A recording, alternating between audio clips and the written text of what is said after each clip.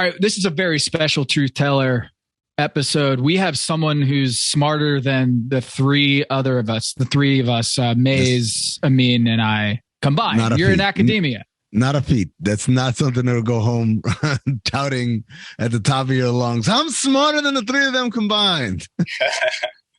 Babak Somekh. You're from you've just got back from 15 years abroad. You're back in the United States. You have taken all of your smarts and your intellect and your worldly knowledge and applied it to the NBA. And so thank you for lending your IQ and high IQ to our little sport over here. Thank you for that. Thank you. Thank you for having me. I am a proud member of the Illuminati. So it's great. There it is. Yeah.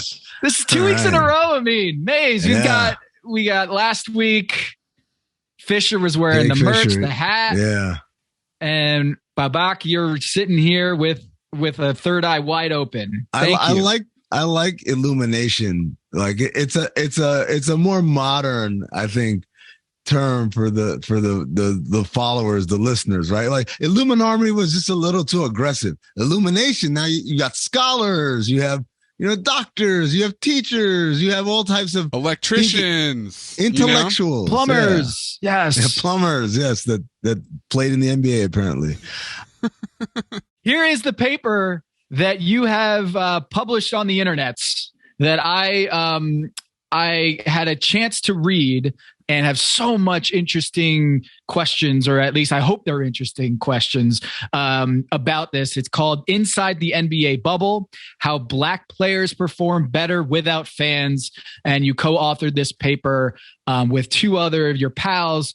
And it's, wow, very interesting stuff. Tom, two other of his pals that he met at Oxford. Let's just say, it's not just a drinking buddy. Is like cracking open a beer. You know what we should do? We should look this up. This is the highest heights of academia here, deciding to tackle a very real and serious subject. And so the idea is you studied how NBA players performed before the bubble and then after the bubble and came up with some really interesting results. Top line, let's just talk about what you found, and then we'll get into how you got there. Absolutely. We were sort of expecting to find something, or we thought we might find something because my co-authors had already found something in another league. But what we found was much more significant than we thought. Once we controlled for all the different factors in terms of player performance and team effects and things like that, we found that the playing inside the bubble versus the year before, so we compared playoffs over playoffs, the difference between black players and white players in terms of how much they improved or their performance generally was the black players performed 27% better in the bubble relative to the previous year than white players did. And we found out that to be very significant. Our measure, we did it by measuring both in terms of game score, which is a measure of overall performance, as well as PER.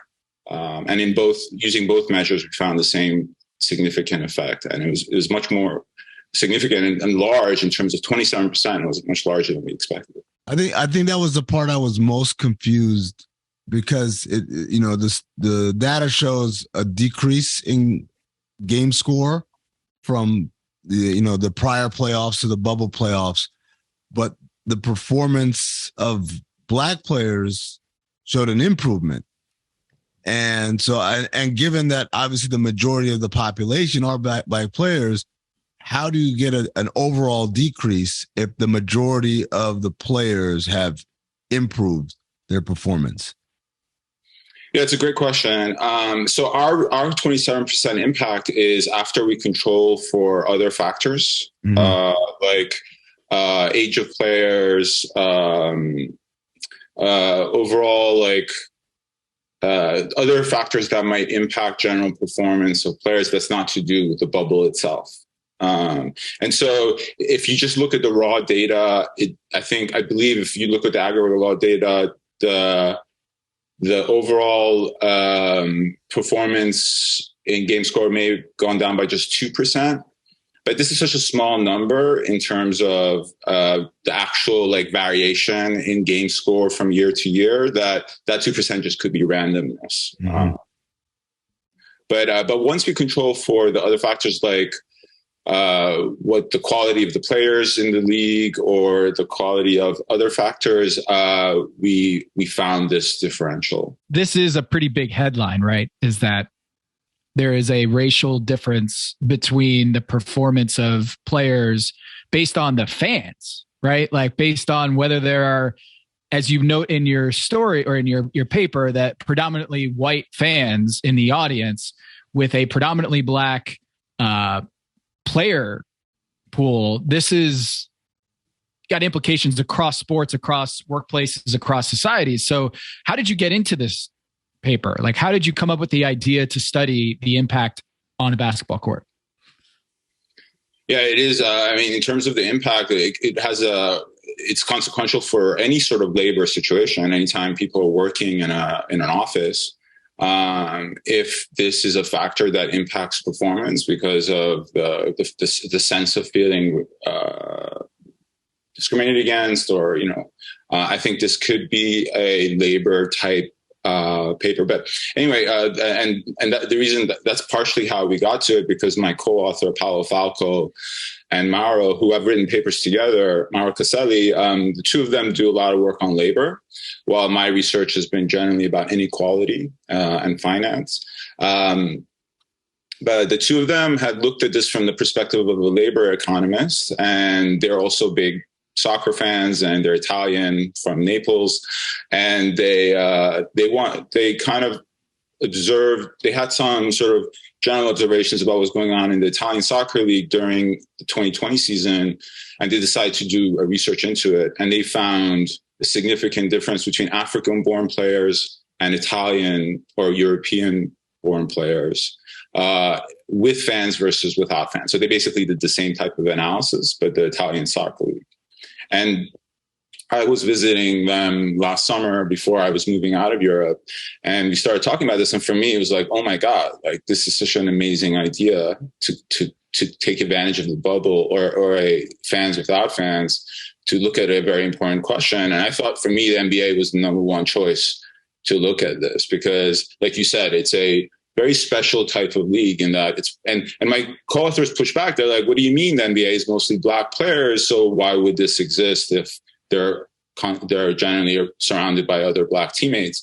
But I was like, well, the racism, in my perception, that would even make it worse because you're predominantly black players performing for a predominantly white audience. And then obviously I've been aware of what happened with Donald Sterling, with what we saw recently with Robert Sarver. Yeah. Robert Sarver in Phoenix. And as well as, and then once we started looking into, I had heard about what happened to Trae Young and some of the other instances, but then once we started looking into other instances, there's so many cases of almost overt, definitely overt racism when people call players boy from the stands, and also what could be, seen as racist behavior. And so, the NBA just seemed like a perfect experiment. And on top of that, the NBA is a sport where the fans are right on top of the players. Yeah.